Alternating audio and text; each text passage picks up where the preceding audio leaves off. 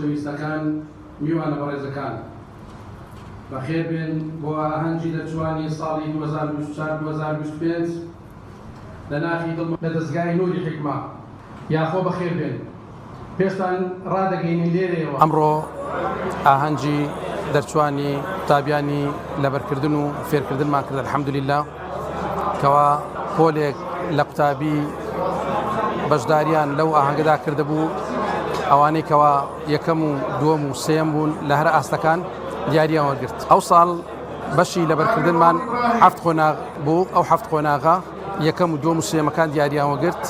لۆ ساری داهاتوو ئینشاءالله هەشتەمی قۆناغ قورئانی هەموو تەواو دەکەن.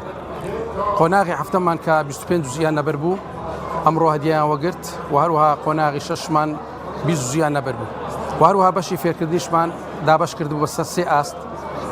ئاستی یەکەم، ئاستی دووەم، ئاستی سێم. ئاستی یەکەم 5 جوزئیان خوێندەوە لە بۆ مامۆستایەکانیان، ئاستی دووەم 10 جوزئیان خوێندەوە، ئاستی سێمیشیان 15 جوزئیان خوێندەوە. ئەو خوێندەوانە لە بۆ مامۆستایەکانیان دابەش بوون بەسەر 13 هەوڵا. لە کۆتایی دەڵێم یاخۆ بەخێر بێن مامۆستایانی بەڕێز سەبارەت بە داتا و زانیاریەکانی بەشی گەنجانمان بۆ ئەوەی متمانەتان بە دەستگای نوری حیکمە بوو کە وەڵاهی لە خزمەتی قورئانی پیرۆز بووی بە معنای کەلیمە بە ئیزنی خوای ڕەجا وایە هەمووی تەواوی بکەین، هەمووی تەواوی بکەن، پیرۆز بکەین، مصاحبەی بکەین لە دڵ و دەروونمان، بەردەوام لەسەر زمانمان بی، بەردەوام لە مێشک و زەهنمان بی، بەردەوام لە ناو دڵ و دەروونمان بی و هەروەها سینی فیڵدیلانی کە زیاتر لە 20 ساڵ لە خزمەتیدا بوو مقدمەی لۆ دەنووسی. دوێ مقدمەکەی العيش في ظلال القرآن نعمة نعمة لا يعرفها إلا من ذاقها.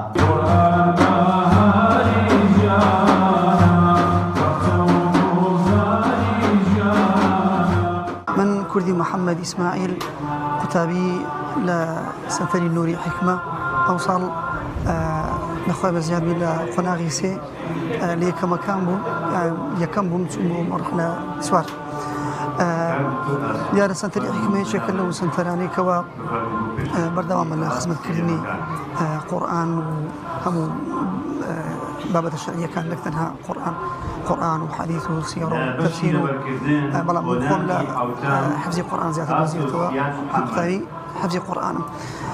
لێرە لە سەنتەری حیکمە لەخوای بەزیادبی کۆمەڵێک مامۆستای خۆ بەخش کۆمەڵێک مامۆستای ماندوونە ناس لێرە لەگەڵ بەرایان و لەگەڵ خوشکان ماندوونە. دیارە لێرە تەنها بەشی برانی نییە، بەشی خوشکانیشی لەخوای بەزیادبی. دیارە هەر مەرحلەیەک هەر قۆناغێک سوار زوو لەبەر دەکەی ئینشەڵڵا خوای گەورە بۆمان ئاسان بکاتن، ئیستقامەتمان پێ بەخشێتن کەوا قورئان هەر هەمووی حفز بکەین ئینشەڵڵا. لە حفزی زیاتر و گەورەتر ئەوەیە کەوا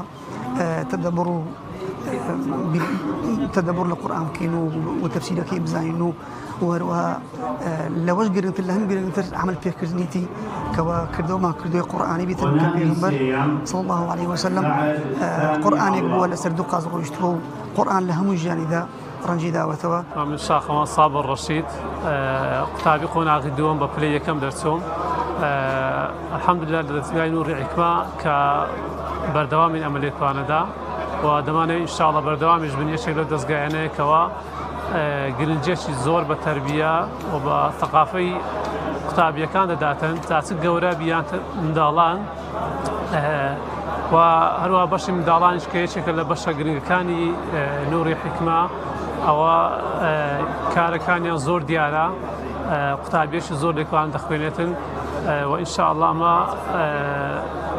بەردەوام بین لە پەروەردەکردن یاخود بوون مامۆستا لە سەنتەری نوری حیکما ئینشاءڵڵا ئاوادان دەبیتن و قوتابی زیاتریش سەرکەوتو دەبیتن.